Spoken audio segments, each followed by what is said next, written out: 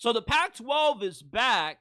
They have been doing their best to try to keep themselves afloat. They have added Boise State, Colorado State, Fresno State, San Diego State, Utah State, and they recently just picked up Gonzaga, who's a massive addition when it comes to that conference in the college basketball sense. But in the football sense, I don't get the excitement around these moves because adding these teams doesn't really make you anything more than a bona fide G5 conference at best. You're still not going to be guaranteed a seat in the new expanded college football playoffs. And I don't look at any of these teams as must watch in terms of a potential draw. If you got games being played in the same time slot as the SEC, the Big Ten, like who would want to tune in to Boise State playing Washington State when you got other options out there?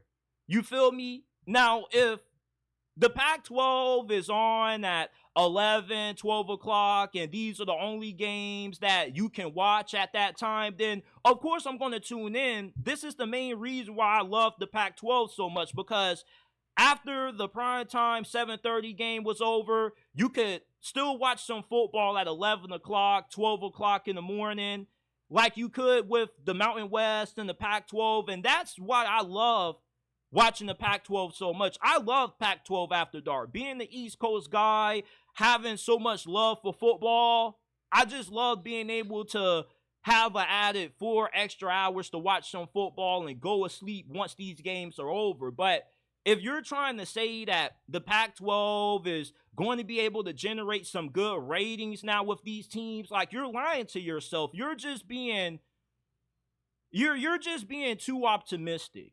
Okay, it's one thing to enjoy Pac-12 football and not want to see this conference die and become extinct, but it's another to be delusional and say that these teams that the Pac-12 added are going to help them ratings-wise because these are going to be must-watch games. Like, a lot of these teams, nobody really cares about outside of where they are locally, their local fan base and their alumni. Nobody's going to be tuning in to watch San Diego State and Fresno State. No disrespect to those programs, but the Pac-12 is just making moves to stay afloat because they don't want to die out. These are not moves that makes them a major player in college football. If anything, it just kind of makes you laugh at them because this is a pathetic attempt to stay alive. They're just trying to add whoever they can get to join instead of trying to add some quality teams. Like, if they were adding teams like SMU,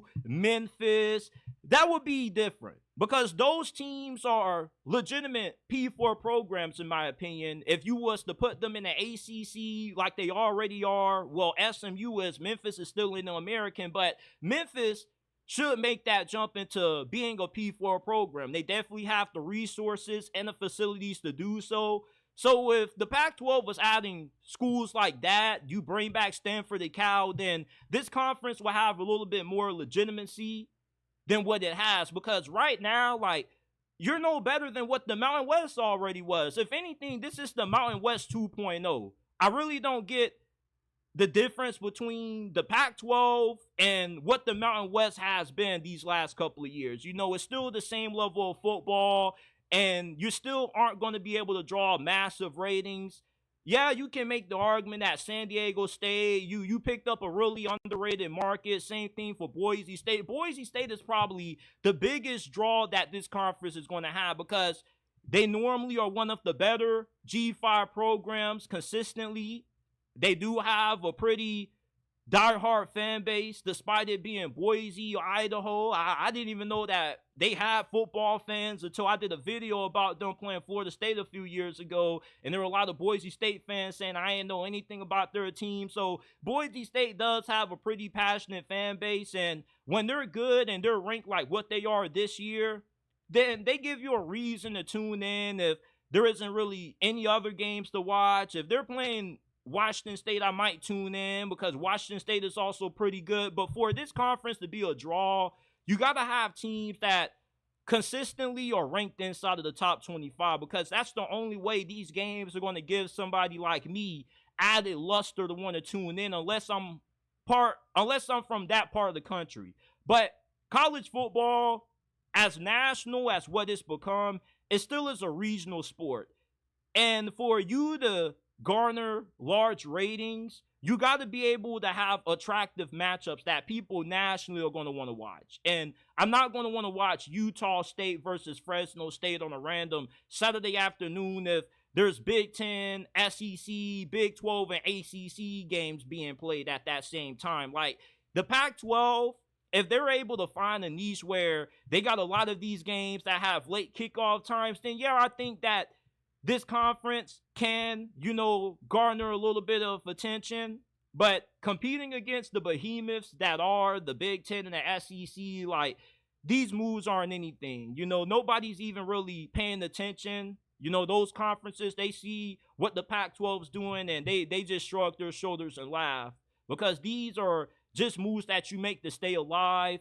If you could get North Dakota State and some of the bigger FCS programs from that West Coast region, then this conference probably will have a little bit more respect in my eyes. But I'm not impressed with the new Pac-12. I really don't understand why everybody's getting so up in arms about these moves, getting so excited, because it pretty much is just the Mountain West 2.0, just being honest. Let's just be honest about it.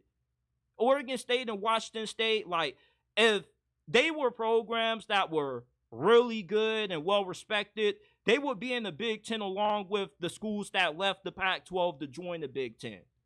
So this ain't nothing more but just a bona fide G5 conference. It's a far cry from what this conference used to be.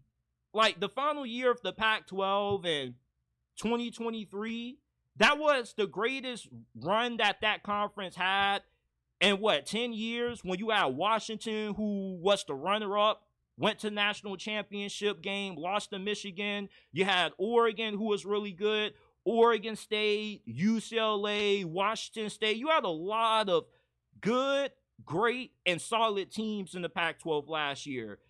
But with what this conference is going to be with the teams that they're adding, they're not anything close to that. And they don't really give you a reason to tune in. Like last year, you wanted to watch Coach Prime versus Oregon. You wanted to watch Washington versus Oregon. Those were big draws. They had big appeals. Nobody wants to watch these games outside of the people that graduated from these schools or the people that are from that part of the area that enjoy watching those schools play football. But from a guy that comes from the East Coast, this conference ain't really all what people are trying to make it up to be.